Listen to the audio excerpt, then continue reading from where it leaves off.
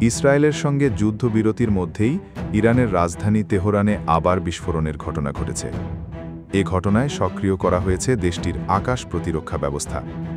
শনিবার ভোরে তেহরানের পশ্চিমাঞ্চলে একাধিক বিস্ফোরণের শব্দ শোনা গেছে। ইসরায়েলের সঙ্গে যুদ্ধের সময় নিহত ৬০ জন উচ্চ পর্যায়ের ব্যক্তির রাষ্ট্রীয় অন্ত্যেষ্টিক্রিয়ার আগে এ ঘটনা ঘটে। ইরান ইন্টারন্যাশনাল সূত্রে জানা গেছে, তেহরানের ইসলাম শহর এলাকায় বিস্ফোরণ ঘটে এবং সেখানকার আকাশে অ্যান্টি এয়ারক্রাফট গান চালানো হয়। স্থানীয় সোশ্যাল মিডিয়া ব্যবহারকারীদের পোস্ট থেকে এ তথ্য উঠে এসেছে। তেহরানের পশ্চিমাঞ্চলের বিদগানে এলাকাটি সামরিক ঘাঁটি ও ক্ষেপণাস্ত্র স্থাপনার জন্য পরিচিত। সম্প্রতি ১২ দিনের ইরান ইসরায়েল যুদ্ধ চলাকালীন ইসরায়েলি হামলার লক্ষ্যবস্তু হয়েছিল। এদিকে ইসরায়েলি প্রতিরক্ষা বাহিনী IDF জানায়, ইয়েমেন থেকে ইসরায়েলের দিকে একটি রকেট ছোড়া হয়েছে। বাতাসে প্রতিরক্ষা ব্যবস্থা সক্রিয় করে হুমকি প্রতিহত করা হয়েছে।